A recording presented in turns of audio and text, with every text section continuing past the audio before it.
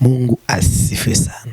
Amahoro n'umugisha biva ku Mana bize ku buzima bwawe.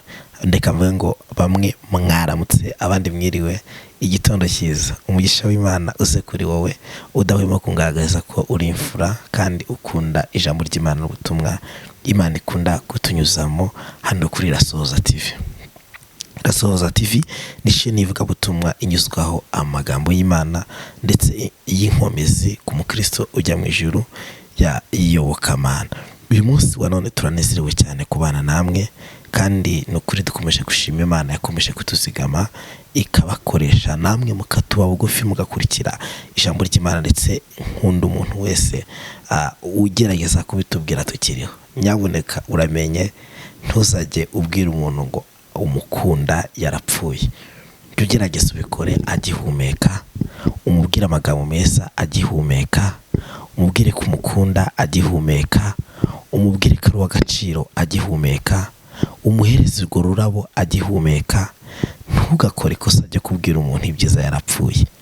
Jya ugerageza ukore neza ubwire umuntu ibyiza akiriho, niho bizagira agaciro kuwubibwira, no bizagira agaciro ku muntu muba muri kumwe, no bizagira agaciro natwe. Rero nyaboneka abadukunda mujye bitubwira tukiriho. Rero ngenda bakunda sinabura kubibabwira mugaragaza umunsi kundi ko muri ingenzi kuri IRASOHOZA TV. Iyo tuvuga IRASOHOZA TV tuba tuvuga ko ari Imana isohoza ibyo Imana ivuze, irabisohoza. Kandi no kuri inshuti, iyo umuntu asenze Imana agize kwizera akaba maso umubirizi uriwe ubugingo bwe akaburinda, ibyo Imana yavuze kuri we irabisohoza. Ndetse no kuri iyo agize umutima w'imbabazi, umutima w'urukundo, umutima wo kubana n'Imana ayikora kandi kantu keza ko kumukunda. Bibiliya avuga ngo ni mu nkunda mukitondera amategeko yanjye, nanjye nzaza muri mwe tubane iminsi yose. Reka dusenge. Mfite ubutumwa bwawe nshuti, ntugende utabwumvise. Imana ishyize ku mutima wanjye, nyuma yabwo turongera dusenge, kuko ndi kumva ni mavuta yo gusenga, kandi nzi neza ko Imana iza gukora ibintu bikomeye. Iraza kuritura imeze nk'imisozi ku buzima bwawe, iraza kwirukana ikintu cyose kibangamiye ubuzima bwawe. Iyi ni shene y'imbaraga, iyi ni shene ibohora, iyi ni shene Imana dushyiraho kugira ngo tubashe gusenga no kuzuzwa no kujya mu bihe byiza by'umwuka wera no kongera guhembuka. Uramenye ntuzavuge ngo wabuze ahantu uhembukira. Ahangaha Imana gushyize ni ahantu heza, ahageranye nk'akarago. Ahangaha hafate nkaho uri kumwe n'Imana, jya mu mwuka uvuga uti ahangaha wafate nk'urusengero, ahangaha wafate nkaho Imana yashyize kugira ngo ujye wumva hakubera umuyoboro uzagushoboza kugera ku Mana.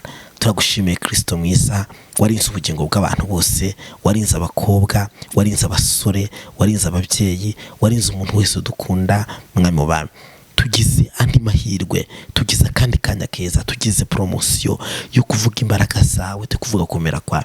Hereza umugisha umuntu wese ukurikira ijambo ryawe, kandi ndetse akaryumvira agakora ibyo usaba. God bless you. Imana imuhe umugisha kandi abashe kwinjira mu gitangaza gitunguranye mu izina rya Yesu, amen. Rambura Bibiliya yawe, tugiye gusoma amagambo y'Imana y'ubuhanuzi. Tugiye mu gihe cyiza cya prophetic, igihe cyiza cy'ubuhanuzi bushingiye ku ijambo ry'Imana, kandi ndabizi neza ko Imana iza gukora ikintu gikomeye cyane. Uyu ni umwanya mwiza w'umugisha, ni umwanya Imana iguye kugira ngo witekerezeho, ni umwanya Imana iguye kugira ngo uhindure uburyo, ni umwanya Imana iguye kugira ngo wumve icyo Imana iganira nawe. Tugiye kumva icyo Imana yaguteguriye twese kugira ngo twumve dufatikanye. Uyu munsi turasoma amagambo y'ubuhanuzi ari mu butumwa bwiza uko bwanditswe na Luka, igice cyawo cya 10 ku murongo wa 25 turageza 37. Haravuga ngo umugani w'umusamariya n'umunyambabazi. Nuko umwe mu bigisha amategeko ahagurutswa no kumugerageza ati, mwigisha, nkore nte kugira ngo ndagwe ubugingo buhoraho? Nawe aramubaza ati, babyanditswe bite mu mategeko? Icyo usomamo ni iki? Aramusubiza ati, ukundishe Uwiteka Imana yawe n'umutima wawe wose n'ubugingo bwawe bwose n'imbaraga zawe zose n'ubwenge bwawe bwose, kandi ukunde mugenzi wawe nk'uko wikunda.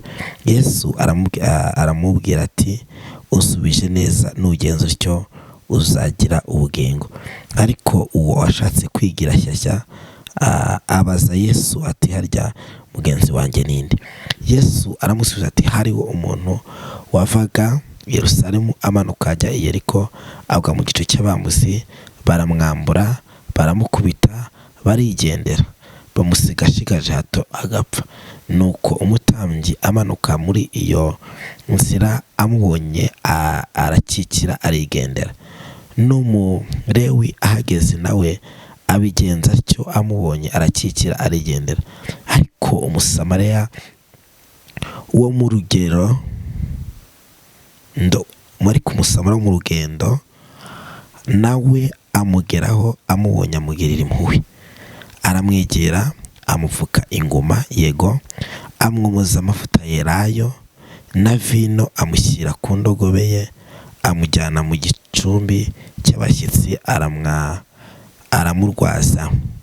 Bukeye bwaho yenda idenariyo ebyiri, aziha nyir'icumbi ati, umurwaze, kandi ibyo uzatanga byose birenze ku byo ngusigiye nzabikwishyura ngarutse. Noneho utekereza ute muri abo bantu, ninde wabaye mugenzi w'uwo waguye mu bambuzi? Aramusubiza ati, n'uwamugira imbabazi. Yesu aramubwira ati, genda nawe ugire utyo, genda nawe ugire utyo. Bibiliya iratubwiye ngo, umutwe w'amagambo aravuga ngo ni umugani w'umusamariya w'umunyembabazi. Iki ni igihe kimwe ngo hari umwigisha amategeko, Yesu bari kumwe, amubaza amagambo akomeye njyewe natekerejeho cyane. Arangije uwo mwigisha amategeko yari afite ikibazo nk'icyo nawe ushobora kuba ufite muri ino minsi. Ni ikibazo gikomeye cyane abantu benshi bakunze kwibaza ngo mbese nkora iki kugira ngo mbone ubugingo buhoraho? Ujya wibaza ngo mbese wakora iki kugira ngo uzabone Imana? Ujya wibaza ngo mbese ukora iki kugira ngo uzabone ijoro? Iki ni ikibazo abakristo bakunze kwibaza. Iki ni ikibazo abantu ndetse bizera bakunze kwibaza ngo mbese nakora iki kugira ngo mbone ubugingo buhoraho? Umva Yesu icyo yasubije. Yabwiye uwo mwigisha amategeko, aramubwira ngo ukundishe Uwiteka Imana yawe n'ubugingo bwawe bwose, n'umutima wawe wose, n'imbaraga zawe zose. Noneho agereka kandi kantu keza, aramubwira ngo ukunde mugenzi wawe nk'uko wikunda. Ariko aya magambo ndagira nkumenyeshe ko arakureba nanjye arandeba. Igisubizo cyo kubona ubugingo kiri mu ijambo ry'Imana. Kandi aya magambo dusomye wumve ko ntabwo areba Rukundo wenyine, nawe ni wari kureba uri kunkurikira. Ukunze kwibaza ngo mbese nakora iki kugira ngo nzabone Imana? Ese nakora iki kugira ngo nzabone ijuru? Ese nakora iki kugira ngo nanjye nzabashe kunezererwa n'umwana w'intama w'Imana? Bibiliya iratubwiye ngo, nawe aramubaza ati, byanditswe bite mu mategeko, icyo usoma ni iki? Yesu, uyu mugabo yari ari gusubiza, yari umuhanga, yari umuntu wize. Yesu ajya amenya ikigero cy'abantu bamubaza level bariho y'ubumenyi, ahita amusubiza nk'umuhanga. Yesu icyo tumukundira, iyo umubaza nk'umuntu w'umuswa agusubiza nk'umuswa, nabwo kandi iyo umubaza nk'umuhanga agusubiza nk'umuhanga. Isumye muri Zaburi bisura ngo ku munyembaraga Imana iserekana nk'umunyembaraga, ariko ku kigo cy'Imana yerekana nk'igoramye. rero iri jambo Bibiliya iratubwiye ngo Yesu ahita abaza umwigisha amategeko mbese ngo byanditse gute mu mategeko, wasomye mwiki? Aramusubiza ngo handitse ngo kundisha Uwiteka Imana yawe n'ubwenge bwawe bwose n'imbaraga zawe zose n'ubugingo bwawe bwose n'umubiri wawe wose. Kabiri, ukunde mugenzi wawe nk'uko wikunda. Ngo umwigisha yigira shyashya abaza Yesu atari kumwe mugenzi wanjye ninde? Yesu aramubwira ati rero hariho umugenzi, karifashije umugenzi nanjye, ngo yavaga i Yerusalemu yerekeza i Yeriko, ariko aza guhura n'ingorane ngo agwa mu gico cy'abambuzi. Bibiri ahantu yanyishe,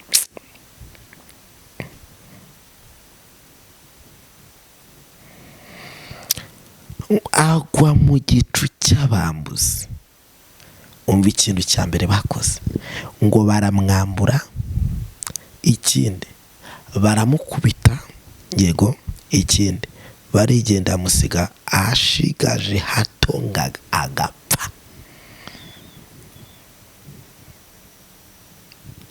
Noneho ngo hatambuka abatambyi baramureba uwo muntu wavaga Yerusalemu yerekeza i Yeriko. Yesu yaherezaga urugero k'uyu mwigisha amategeko, ngo barangije baramureba, abatambyi baramureba barayikikira, bajya bakikira ariko barenganya barakikiye, ariko ngo aza gutambuka n'Abalewi nabo baramureba ngo barakikira. Ariko Bibiliya iratubwira ngo aza gutambuka umusamariyakazi w'umunyembabazi. Tola bista fo enima jonesi aikontamegeniwa. Hatambuka umusamariyakazi w'umunyembabazi ngo we aramureba. Bibiliya itubwira ngo amugirire impuhwe. Haleluya. Ayo masaha Yesu yongere akugirire impuhwe. Ndashaka kuvuga ku magambo abiri y'ubuhanuzi. Ijambo rya mbere nkubwira mwiri jambo twasomye ni ijambo ry'ubuhanuzi rivuga ngo iki ni igihe cyawe cyo gukora ibishimwa n'Imana. Irindi jambo rya kabiri ry'ubuhanuzi ni ijambo rivuga ngo Yesu ni mudakikira. Jesus is mudakikira. Yesu ni mudakikira. Ntabwo ajya akikira, abantu bajya bakikira. Abatambyi barakikiye, Abalewi barakikira, ariko Yesu ni mudakikira. Haleluya, haleluya, haleluya. Ntabwo ajya akikira, ntabwo ajya yirengagiza. Abantu bamwambaza, abantu mutabaza, ntabwo ajya birengagiza.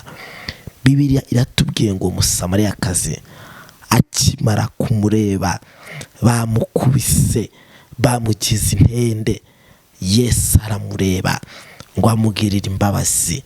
Arangiza aramwegereza, haramusanga, amwomoza amavuta ya elayo, arangije ngo amugendesha no ku ndogobe.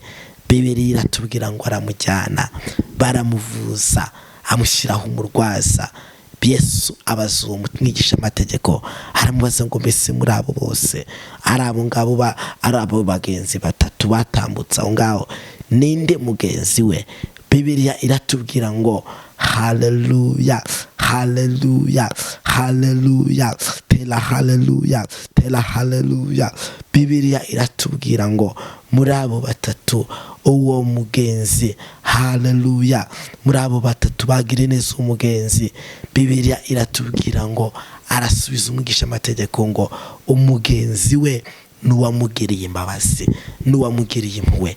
Yesu aramubwira ngo nawe genda ugenze utyo, nawe uzabona ubugingo buhoraho. Hari amagambo ushaka kukubwira. Niba ushaka kugira ngo uzabone ubugingo buhoraho, niba ushaka kugira ngo uzabane n'Imana, icyambere, ipfundo rya mbere, kundisha Uwiteka Imana yawe n'ubugingo bwawe bwose. Iri ni ijambo ry'Imana. Musome ijambo rirabisobanura. Bibiliya yatubwiye ngo ukundisha Uwiteka Imana yawe, ibice 10 Luka 27, umutima wawe wose, ubugingo bwawe bwose, imbaraga zawe zose, n'ubwenge bwawe bwose, kandi ukunde mugenzi wawe nk'uko wikunda. Kunda Imana n'ubugingo bwawe bwose. Kunda Imana wa musore we n'ubwenge bwawe bwose. Kunda Imana wa mugabo we n'ibitekerezo byawe byose. Kunda Imana wa mama n'imbaraga zawe zose. Azakugirira neza, ntabwo azigira guta. Kandi ukunde mugenzi wawe nk'uko wikunda. Uyu uri mu bitaro ni mugenzi wawe. Uwo muntu ushonje ni mugenzi wawe. Uwo muntu udafite kirengera ni mugenzi wawe. Uwo muntu udafite uwamwitaho ni mugenzi wawe. Niba ushaka kubona ubugingo, niba ushaka kubona Imana, niba ushaka kugira ngo uzabane n'Imana neza, genzura ibi bintu bibiri. Yesu urabikora, Yesu urabifite. Ese basi ukunda mugenzi wawe nk'uko wikunda? Yesu ufite umutima w'Imana muri wowe? Yesu wanyute n'abantu? Yesu rirakomeza asobanurira umwigisha amategeko, nkakimara kumusobanurira mvuga ijambo ryatubwiye, ijambo ry'Imana ryambwiye ngo arangije Yesu ari kwigisha uriya mwigisha amategeko, niho yamugiriye igitekerezo cyiza, ari kumwigisha mugenzi we uwo ari we. Ngo hariho umugenzi cyangwa hari umuntu wavaga Yerusalemu yerekeza i Yeriko, ngo arangije agwa mu gicu cy'abamuzi, baramukubita ndetse baramumugaza, mugira nabi. Ariko ngo abatambyi n'abalewi batambutse barakikira, ariko aza guhura n'umusamariyakazi mwiza. Cyama mu kazi kawe ukora, cyama muri ubwo buzima bwawe urimo, ugahura n'umusamariyakazi mwiza. Haleluya. Mudakikira aze ku buzima bwawe. Abantu nubwo bakikiye, wibarenganya n'abantu. Inshuti nubwo zakikiye, nubwo umuturanye bakikiye, bajye bakikira muririmbana yewe. Hari igihe bajya bakikira musengana, hari igihe bakikira abaguhanurira, hari igihe bakikira bamukorana, hari abagiye bakikira abo wiziraga ko ari cyo bagufasha. Ariko Yesu ni mudakikira. Abantu nubwo bakikira, abantu nubwo bakirengagiza, abantu nubwo bakureka, abantu nubwo bakwibagirwa, ariko Yesu ntabwo ajya yibagirwa. Ni Imana izirikana no mwami w'abami. Mwizere. Ndifuza ko uyu munsi hamagara prophetique, hamagara ubuhanuzi ku buzima bwawe, hamagara Imana ikuganirize, hamagara Imana ise mu ruhande rwawe, yibwire ngo mudakikira we, uyu munsi ndakwizeye. Sengana nanjye, umutima wizere, ubugingo bwawe bwizere, bwira Imana ngo Mana, iki gihe ndifuza ko waza mu ruhande rwawe, iki gihe ndifuza ko wabohora umuryango wawe, iki gihe ndifuza ko waza ku buzima bwawe. Mudakikira naze mu kazi kawe, mudakikira nabohora ibyari by'ubushyu, mudakikira nazahagare ku buzima bwawe. Ndagira nkubwire ngo gukikira no kwirengagiza umuntu uri mu kaga, wamara kumubona ari mu kaga ukigendera, ukabireka, ntugire icyo ubikora. Rero reka nkubwire, wirenganya abantu bakuvuyeho, wirenganya abantu bakwibagiwe. Erega ntabwo bari kugira icyo bakora mudakikira atarahagera. Ariko ikintu dushimiye Imana, aka kanya ndimo ndahanura, mudakikira aje ku buzima bwawe, mudakikira aje muri business yawe, mudakikira aje gukura ubwo burwayi, mudakikira kubara ibyaha, mudakikira aje mu ruhande rwawe. Ndi kumva umwuka wera ndiho. Mudakikira ngo ntabwo azakureka, mudakikira agiye gufungura umugisha, mudakikira agiye kuza iruhande rwawe. Ndimo ndahanura ubuzima bwawe, ndimo ndahanura. Imana iri kumbwira ngo hari ibintu Imana ije guhindura, hari ibintu Imana ije kwigezaho mama, hari ibintu Imana ije kwigezaho umusore, hari imyuka mibi Imana ikuyo, hari imbaraga zikuboshya Imana ikuyo, hari imbaraga zikurwanya Imana ikuyo. Bibaye vuba. Mudakikira ari mu ruhande rwawe. Mbese witwaye ute nshuti? Tujye gusengana Imana. Niba nawe uri kumva ushaka kugira ngo uzabone ubugingo buhoraho, utarakundisha Imana n'ubugingo bwawe, n'umwete wawe, n'ubuzima bwawe, n'imbaraga zawe, yewe tujye gusengana. Bwira Imana ngo Mana, bwira mu ruhande rwanjye, bwira Imana ngo Mana, bwira ugira ibyo wubaka, bwira Imana ngo Mana, bwira ugira ibyo usenya, bwira Imana ngo Mana, ndi iruhande rwawe, ndakwinginze ndaguhendahenze muri aya masaha ugira icyo wubaka. Hatakosa peta labose shatoke sibini fall again sari odiri fall man. Zamura ibiganza byawe vuga uti mwami Yesu, vuga uti mwami Yesu, uyu munsi ndakwizeye, uyu munsi ndi imbere yawe, mbabari ibyaha byose nakoze, ukuri izina rye mu gitabo cyo kurimbuka, urikira mu gitabo cy'ubugingo buhoraho. Nyambika imbaraga Yesu, ndwanirira Yesu. Subiramo ayo magambo cyane, vuga uti nyanganiriza Yesu, ngwinuze mu ruhande rwanjye, ngwinuze umpagarareho, ukuremira abana imikoshi, ukuri ibyampigaga, ukuri ibyandwanyaga. Hamagara ngo Yesu, hamagara cyane ngo Yesu, ijwi ryawe rivuge ngo Yesu. Vuga uti mbohora, ibyo nakoze ndabyemera, nasubiye inyuma, narirwaniriye ariko mudakikira. Ngwino ku buzima bwanjye mudakikira, ngwino mu kazi nkora mudakikira, ngwino ku bana banjye mudakikira. Fungura imirembo yose yarafunzwe mu izina rya Yesu. Haleluya. Izere kukira, mugongo urakira, amaso arakira, mu nda harakira. Ndi kubyumva, ugiye gutabarwa, ugiye guseka. Imana ikuye igisuzuguriro, ntabwo umwaye, ntabwo usebye uko abana bishaka. Wowe Imana irirahiriye, ntabwo ibyemeye. Mudakikira atanze ihumure, mudakikira arakurwaniriye, mudakikira aje iruhande rwawe, mudakikira. Haleluya, haleluya. Mudakikira akubatseho nk'urufatiro rukomeye, mudakikira aje kukuyegamiza, mudakikira aje kukomuza amavuta, mudakikira aje kukugendesha ku ndogobe. Haleluya. Mudakikira agukoreye ubukwe, mudakikira aguhaye imbaraga, mudakikira upfubya kumaze mubabaro, mudakikira wa mupfakazi we, ubuzima bugiye guhinduka. Niwe Yesu mvuga, hari ibyo aje gukora, hari ibyo aje kurangiza. Mwiringire ubuzima bukunze, iringire Imana. Abantu bakwizera batakwizera, iringire Imana. Bibiliya ivuga ngo wiringiye Imana ntabura amahoro meza adashira. Haleluya, haleluya, haleluya, haleluya. Nshuti yanjye, Yesu yarakuntumyeho ngo ninkubwire ngo rega niwe mudakikira. Abantu barakikiye, abantu barakuretse, ariko akugarutseho, aje kukomoza inguma, aje guhindura ubuzima bwawe, aje kukubaka, aje mu ruhuri ubuzima bwawe. Nukuri ndakurahiye, hari ibyo aje gukora mu kazi kawe ka buri munsi. Intambara zirarangiye, byizere. Mudakikira. Sengana nanjye, sengana nanjye. Imana iguhe umugisha. Data mu umugisha, murwanirire, mudakikira aze kuri we. Ibyo aryanze kwemera byemere. Ihereza umugisha muri muntu wese utwumva akadukurikira. Bisine byize mu izina rya Yesu. Amen. God bless you. Imana iha umugisha abadukunda, abadusengera, abifuza ko twajya dukomeza kubana. Mujye mubitwandikira, mutube hafi, mutugire inama. Muri inshuti nziza, muri umuryango mwiza. Bye bye.